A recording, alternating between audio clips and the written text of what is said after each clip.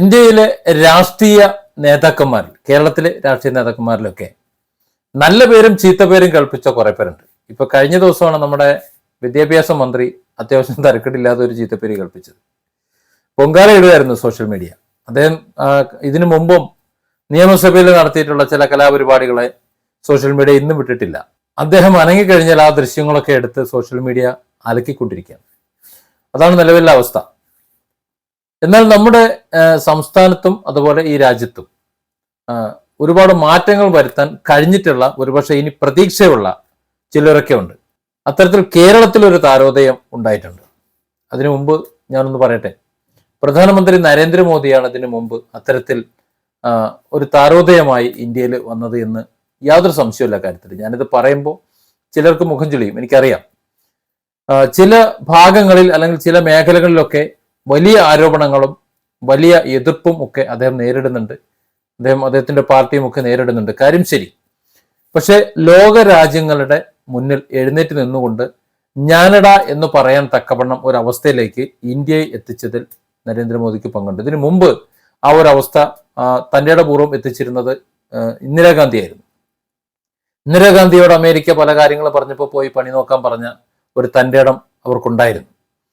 പക്ഷെ അന്നും ആ കാലത്തും ഒരു പക്ഷേ എന്തെങ്കിലും ഒരു തർക്കം, ഇന്ത്യയും പാകിസ്ഥാനും തമ്മിലൊരു തർക്കം ഉണ്ടെങ്കിൽ അത് ഇന്ത്യ അമേരിക്കയോട് പറഞ്ഞ്, അമേരിക്ക അത് പാകിസ്ഥാനോട് പറഞ്ഞു, പിന്നെ പാകിസ്ഥാൻ അത് അമേരിക്കയോട് പറഞ്ഞു, പിന്നെ അമേരിക്ക ഇന്ത്യയോട് പറഞ്ഞ്, ഈ രീതിയിലുള്ള ഒരു നിലപാടായിരുന്നു നരേന്ദ്രമോദി സർക്കാർ വരുന്നതിന് തൊട്ട് മുമ്പ് വരെ. അങ്ങനെയായിരുന്നു. ഒരു മധ്യവർത്തി ഉണ്ടായിരുന്നു. പ്രശ്നങ്ങൾ ഒഴിവാക്കുന്ന ഒരു മധ്യവർത്തി എന്ന നിലയിലായിരുന്നു നമ്മൾ അത് വച്ചിരുന്നത്. നമ്മളെന്തോ ഒരു മൂന്നാംകിട രാജ്യം എന്ന നിലയിൽ മറ്റുള്ളവരുടെ കീഴിൽ നിൽക്കേണ്ട ഒരു സാഹചര്യം, അത്തരത്തിൽ ഒരു കാഴ്ചപ്പാടുണ്ടായിരുന്നു എന്നുള്ളത് വസ്തുതയാണ്, നിഷേധിച്ചിട്ട് കാര്യമില്ല. എന്നാൽ നരേന്ദ്രമോദി സർക്കാർ വന്ന ശേഷം ആ നിലപാട് മാറി. ഞാനട എന്ന് പറഞ്ഞുകൊണ്ട് എഴുന്നേറ്റ് നിന്നു. ഇപ്പൊ കാനഡ നമുക്കിട്ട് ചൊറിഞ്ഞ കഥ നമുക്കറിയാം. പോയി പണി നോക്കാൻ പറഞ്ഞതോടുകൂടി അത് തീരുമാനമായി. ഇന്ത്യ എന്ന നമ്മുടെ രാജ്യം ലോകരാജ്യങ്ങളുടെ ഇടയിൽ എഴുന്നേറ്റ് തലയുയർത്തി നിൽക്കാൻ ഒരു പ്രാപ്തി ഉണ്ടാക്കിയ ഇത് നമ്മൾ കാണാതിരുന്നുകൂടാ. ഇന്ത്യയിൽ വന്നിട്ടുള്ള മൊത്തത്തിൽ വന്നിട്ടുള്ള വികസന മാറ്റങ്ങൾ. എന്നാൽ ഇന്ത്യക്കുള്ളിൽ രാഷ്ട്രീയമായി ഇത്തരത്തിൽ ചില പോരാട്ടങ്ങൾ നടത്താൻ ത്രാണിയുള്ള മറ്റാരെങ്കിലും ഉണ്ടോ എന്ന് ചോദിച്ചു കഴിഞ്ഞാൽ നമ്മുടെ കേരളത്തിൽ, കൊച്ചു കേരളത്തിൽ നിന്ന് ഒരാളുണ്ട്. അദ്ദേഹം വടകരയിൽ നിന്ന് വൻ ഭൂരിപക്ഷത്തിൽ ജയിക്കുമ്പോൾ അദ്ദേഹത്തിന്റെ ആ വളർച്ച ഒരുപക്ഷെ നമ്മുടെ രാഷ്ട്രീയ പാർട്ടികളുടെ വിവിധ മേഖലകളിലുള്ളവരുടെ തളർച്ചയായിരിക്കും എന്ന് വ്യക്തമായി അറിയാവുന്ന ചിലർ പല രീതിയിലും അദ്ദേഹത്തെ തകർക്കാൻ ശ്രമിച്ചു. പല കുതന്ത്രങ്ങളും നോക്കി. ഇതൊന്നും ഏറ്റില്ല എന്ന് മാത്രമല്ല, അതൊക്കെ അദ്ദേഹത്തിന് അത് ഗുണകരമായി ഭവിച്ചുള്ളൂ. ഷാഫി പറമ്പിൽ നല്ല ഒന്നാം തരം ഭൂരിപക്ഷത്തിൽ നേരെ ലോക്സഭയിലേക്ക് വെച്ചുപിടിച്ചു, ഡൽഹിയിലേക്ക് വെച്ചുപിടിച്ചു. അതിനുശേഷം അദ്ദേഹം ലോക്സഭയിൽ നടത്തിയിട്ടുള്ള പ്രസംഗങ്ങൾ, ആവശ്യങ്ങൾ, അവതരണങ്ങൾ ഭരണപക്ഷത്തിന് ഒരു അക്ഷരം മിണ്ടാൻ കഴിയാതെ കൈയടിക്കേണ്ടി വന്നു എന്നുള്ളത് വസ്തുതയാണ് നമ്മൾ കണ്ടുകൊണ്ടിരിക്കുന്നതാണ്. കേരളത്തിന് ഒരു മുഖ്യമന്ത്രി എന്ന നിലയിൽ അദ്ദേഹം ഷാഫി പറമ്പിൽ വരികയാണെന്നുണ്ടെങ്കിൽ അത് ഒരുപക്ഷെ കേരളത്തിന് അടിമുടി ഒരു മാറ്റം വരും എന്നൊരു പ്രതീക്ഷയാണ് അദ്ദേഹം പറയുന്നത്. പക്ഷെ ഞാൻ പറയുന്നത് അതല്ല. ഷാഫി പറമ്പിൽ ഒരു ചെറിയ മീനല്ല. അത് ഇന്ത്യൻ പ്രധാനമന്ത്രിയാകാൻ പറ്റുമെന്നുണ്ടെങ്കിൽ, കോൺഗ്രസ് നാളെ ഇന്ത്യ ഭരിക്കുന്ന ഒരു സാഹചര്യം വരുമെന്നുണ്ടെങ്കിൽ, ഷാഫി പറമ്പിലിനെ പ്രധാനമന്ത്രിയാക്കാൻ പറ്റുമെന്നുണ്ടെങ്കിൽ അത് വേണം എന്നൊരു നിലപാടാണ് എനിക്കുള്ളത്. കാര്യം വ്യക്തമായ വികസന കാഴ്ചപ്പാടുണ്ട്. എങ്ങനെ കാര്യങ്ങൾ കൈകാര്യം ചെയ്യണം, എന്ത്, എവിടെ, എപ്പോ, എങ്ങനെ പറയണമെന്ന് വളരെ വ്യക്തമായിട്ട് അറിയാവുന്ന ഒരാൾ തന്നെയാണ് ഷാഫി പറമ്പിൽ. അത് അദ്ദേഹത്തിന്റെ ലോക്സഭയിലെ പ്രസംഗങ്ങൾ തന്നെ കേട്ടാൽ നമുക്ക് മനസ്സിലാവും. വളരെ സ്ഫുടമായി അദ്ദേഹം സംസാരിച്ച 4 മാസങ്ങൾക്ക് മുമ്പ് സംസാരിച്ച അദ്ദേഹത്തിന്റെ ഒരു സ്പീച്ച് ഉണ്ട്. അത് ഞാൻ ഇതിനോടൊപ്പം ചേർക്കാം. ആ സ്പീച്ച് നിങ്ങളൊന്ന് കേട്ടു നോക്ക്. സ്പീക്കർ പോലും കൈയടിച്ചു, സപ്പോർട്ട് ചെയ്ത് സംസാരിക്കേണ്ടി വന്നു. ഭരണപക്ഷം ഞെട്ടിത്തരിച്ചു പോയ ഈ വീഡിയോ ഒരുപക്ഷെ നിങ്ങൾ ഇതിനു മുമ്പ് കണ്ടിട്ടുണ്ടാവും. പക്ഷെ ഇന്നലെ ഞാനത് വീണ്ടും കണ്ടപ്പോൾ രോമാഞ്ചമുണ്ടായിപ്പോയി. വെറുതെ പറഞ്ഞതല്ല. ഇതുവരെ നമ്മുടെ മറ്റ് MP-മാർ കേരളത്തിൽ നിന്ന് ഒരുപാട് പേർ പോയിട്ടുണ്ട്. ജോൺ ബ്രിട്ടാസൊക്കെ ഇപ്പൊ ഘോരഘോരം സുരേഷ് ഗോപിയായിട്ട് ഫൈറ്റ് ചെയ്ത് സംസാരിക്കുന്ന പല വീഡിയോകളും നമ്മൾ കണ്ടിട്ടുണ്ട്. പക്ഷെ ഇതുപോലെ ഒരു സംസാരിക്കാൻ ഇന്ന് വരെ കേരളത്തിൽ നിന്ന് പോയിട്ടുള്ള ആർക്കും കഴിഞ്ഞിട്ടില്ല. ഇൻക്ലൂഡ് ശശി തരൂരിന് പോലും കഴിഞ്ഞിട്ടില്ല എന്നുള്ളത് വസ്തുതയാണ്. ശശി തരൂര് മോശമെന്നല്ല ഞാൻ പറയുന്നത്. അദ്ദേഹത്തിന് ഒരുപാട് കഴിവുകളുണ്ട്, അദ്ദേഹത്തിന് ഒരുപാട് സ്വാധീനമുണ്ട്, ഒരുപാട് അനുഭവജ്ഞാനമുണ്ട്, എല്ലാം ഉണ്ട്. പക്ഷേ ഷാഫി പറമ്പിൽ കഴിഞ്ഞ അദ്ദേഹത്തിന് കിട്ടിയ അവസരങ്ങളൊക്കെ വിനിയോഗപ്പെടുത്തിയത് നോക്കുമ്പോൾ അതിനെ അപ്രിഷ്യേറ്റ് ചെയ്യാതിരിക്കാൻ വയ്യ, അത് അംഗീകരിക്കാതിരിക്കാൻ വയ്യ. നാളെ ഇന്ത്യൻ പ്രധാനമന്ത്രിയായി ഒരുപക്ഷെ ഷാഫി പറമ്പിൽ മാറിക്കഴിഞ്ഞാൽ അതുപോലും നമുക്ക് അത്ഭുതപ്പെടാനില്ല എന്ന നിലയിലാണ് അദ്ദേഹത്തിന്റെ പ്രസംഗം. ഒന്ന് കേൾക്കാം. Sir, during the question hour yesterday, this House, though for few minutes, discussed the exorbitant prices and exploitation faced by our expatriates. Sir, our brothers and sisters, sir, our parents and children, sir, our husbands and wives, friends and relatives who work hard to make ends meet are being unfairly treated and burdened. The response I received after presenting that question yesterday were innumerable, sir, reflecting both the depth of concern and the extent of exploitation they are experiencing. Sir, I got so many messages, I got so many calls, I got so many responses. Sir, they all know that we have discussed this before, but they were so keen that an issue being discussed of theirs in this House and this Assembly. We often call them our backbone. We all are aware that this House has debated this issue numerous times in the past too. However, what stood out this time was our minister's response too. It was not merely technical or routine, but conveyed a genuine intention to take meaningful action for the community we rightfully call our backbone. Sir, I would like to thank the minister for that response on behalf of the Indian diaspora across the globe for not being ignorant towards their hardship and their pleas. Sir, I'll just try to bring just one example before this House. Sir, the rates to fly from Cochin to Dubai tomorrow, 27th of July. Sir, in flight Air India 933, the rate is 19,062 rupees. I'm talking about tomorrow. Economy, 19,062 rupees. Sir, the sites show only 4 seats are vacant.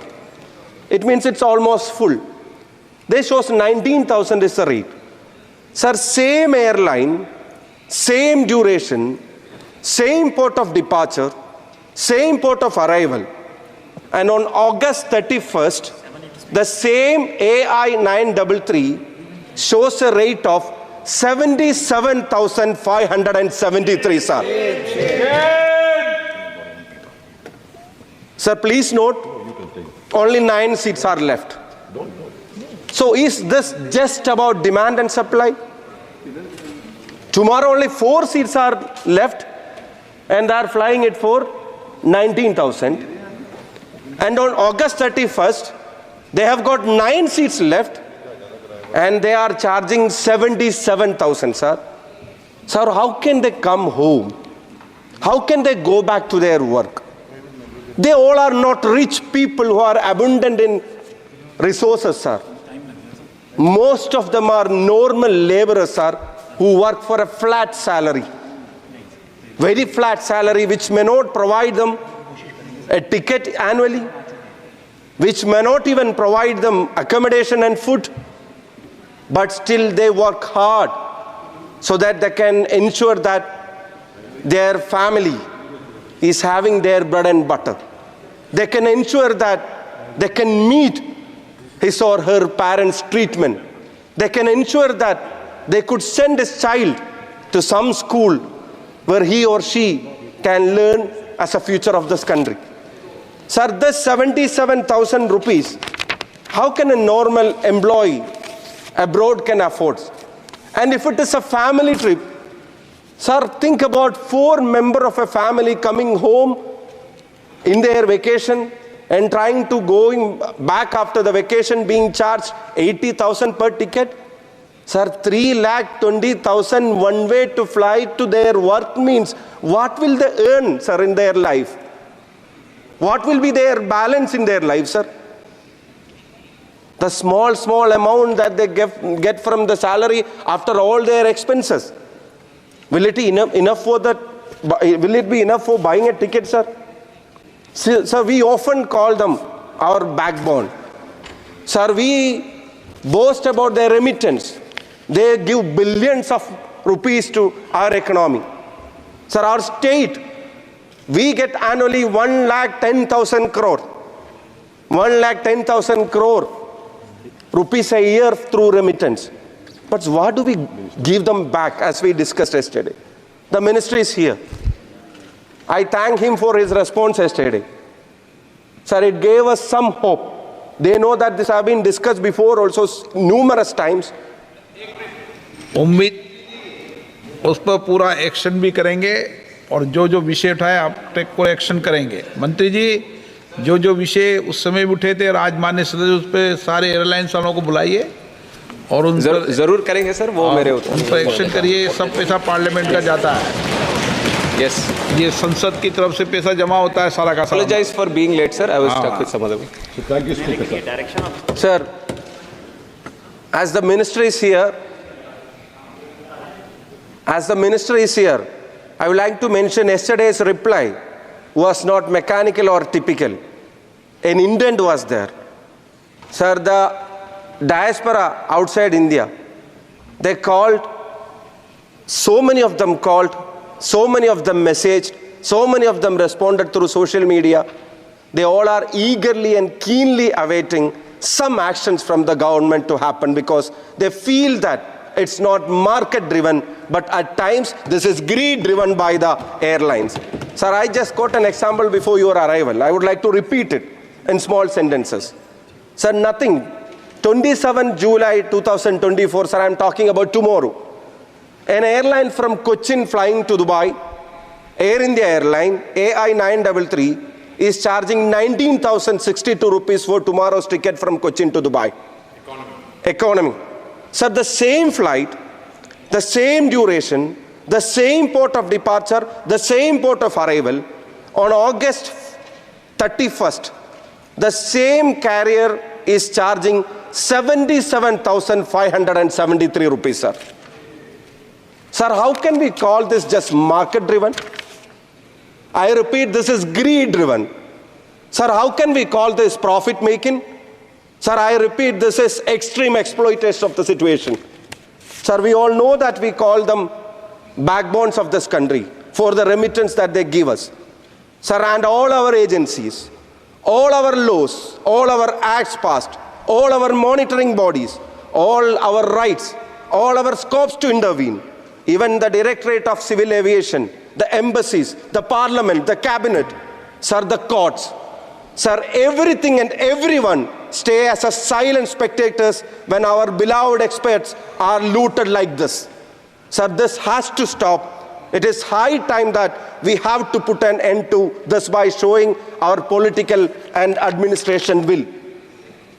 Sir, I repeat, 19 to 77,000 in 30 days cannot be justified as market driven. Sir, I mentioned before you came, how about 4 of them coming here? How about 4 of them going back after the vacation? How can they afford this? Sir, when Zainul Abid, a constituent of mine, went to the court regarding this thing, the court and the government, they presented Rule 135(1) of the aircraft rules. The arbitrary and unlimited powers given to the airlines to fix their tariff under Rule 135(1) need to be redefined, sir. It cannot go like this. We cannot allow them to loot our people like this.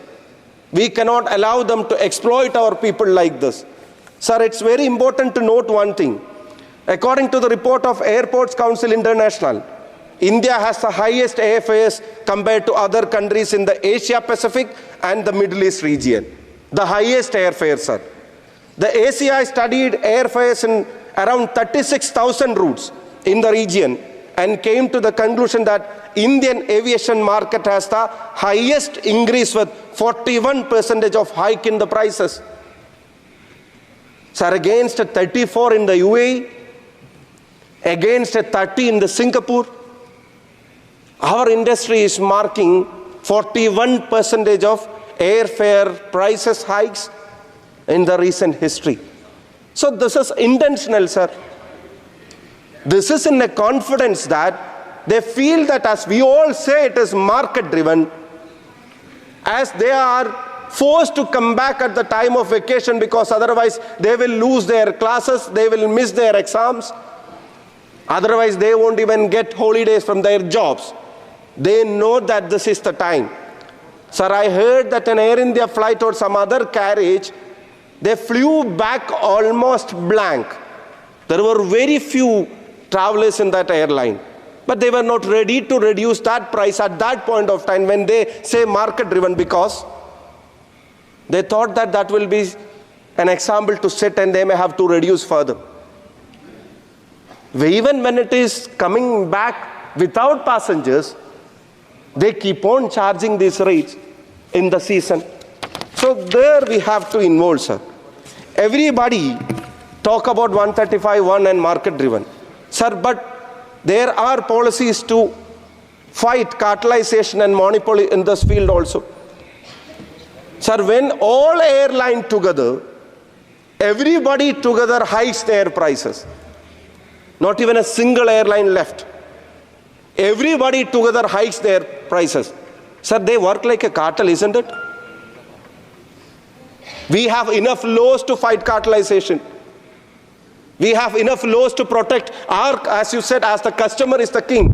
We have enough laws to protect our customers being looted by these cartels. Sir, I must say they are acting like a cartels.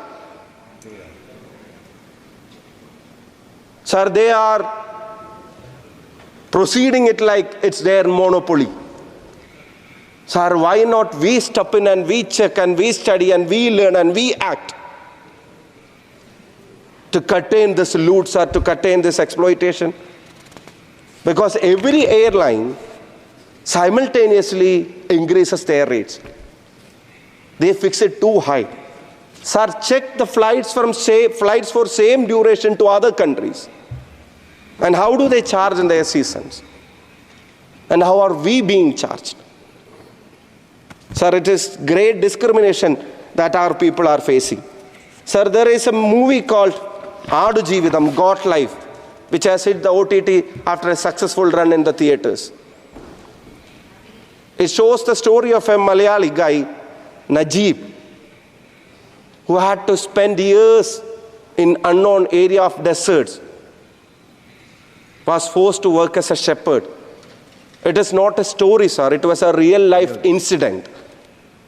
Our beloved actor Prithviraj, he lived like Najib. I cannot say he acted like Najib. He lived like Najib. Correct.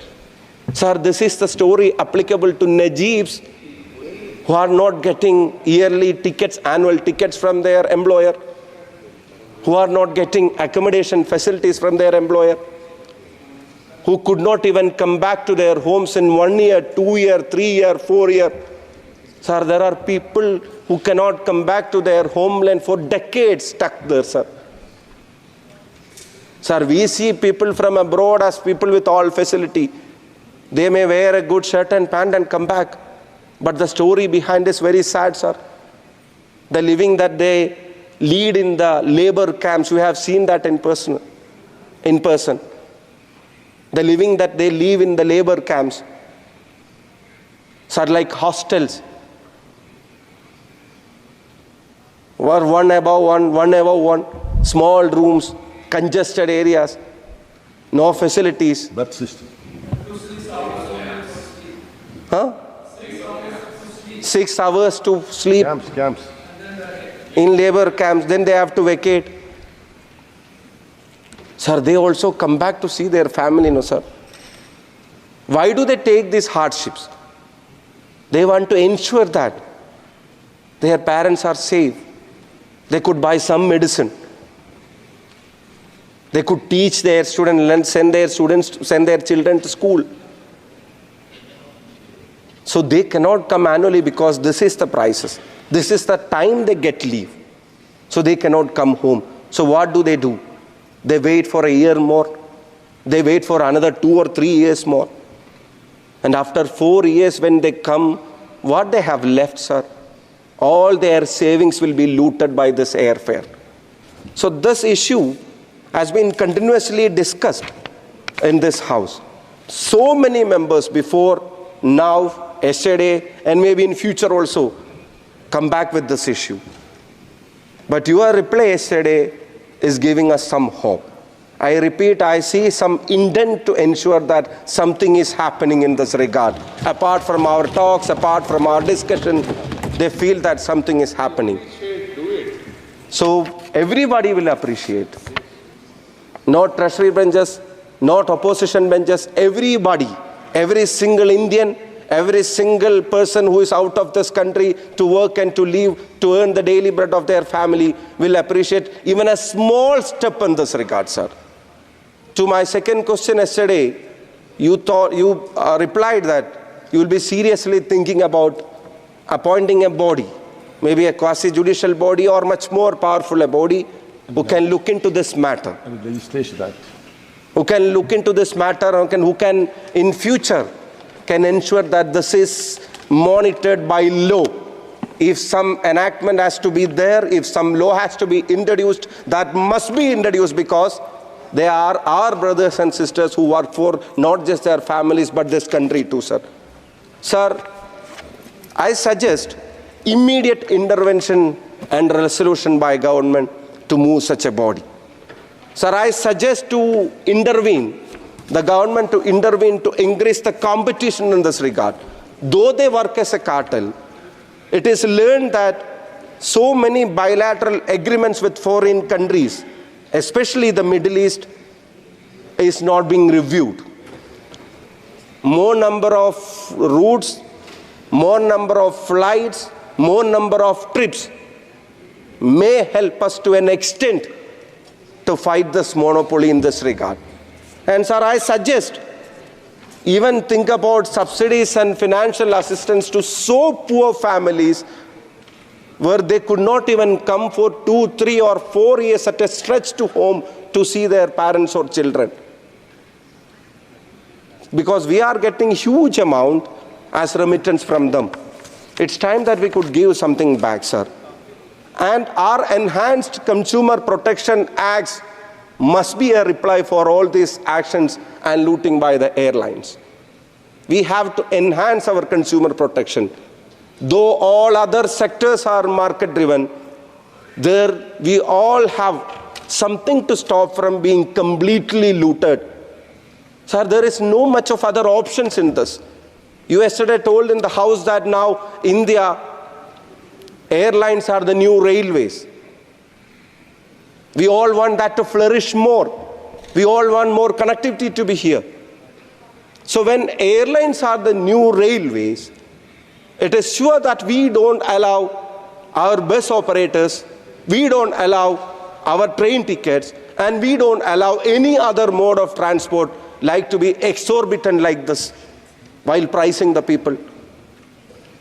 So when there is no other much of the options to come back to home and go back to work, if our people are being looted on that front, how about our Consumer Protection Act being more enhanced on that front, sir? And sir, how about collaboration with host countries? We know the number of Indians working abroad. Millions and millions of people are working abroad. We know the great respect that host countries shows to our community in constructing in their country, in developing their country. We have our roles. You can see Indians in every sector in all countries around us. So how about we initiating a collaboration with host nation to explain them this is what we face during the season, this is their labor force, our brothers and sisters face during this period. Sir, how about more government schemes to support them? And how about, sir, promoting more parallel ways of transport to Dubai and to other places? Sir, I have read news about even ships being used as a parallel transport mechanism. They may have to travel 3 days. But this exploitation at the time of season, if someone wants to do that, how about giving it a try? I've seen some news regarding that it has happened before. So, sir, these actions are a necessity for our citizens who live abroad. While moving this resolution, I strongly believe that this is not just an exercise of tongue, but this will initiate some kind of actions from the government. Sir, the Indian diaspora throughout the globe is keenly waiting an action for them. I remember your first response when you took over the ministry. When you took over the ministry, you were facing the media, you were answering them. Then you said this word that you want airfares to be affordable for the people of India inside and outside. Believing that is a motto, believing that is a principle, believing that is a promise and pledge, I urge the government to intervene immediately. I urge the government to form that body which can look into this, which can talk to our people abroad, which can talk to their relatives back home, which can know the social consequences, which can know the economic consequences. Sir, I mentioned I have got 2 calls just after becoming MP. In 30 days, I got 2 calls when people from abroad called me and said, sir, if you can, please go and visit my home. I asked why.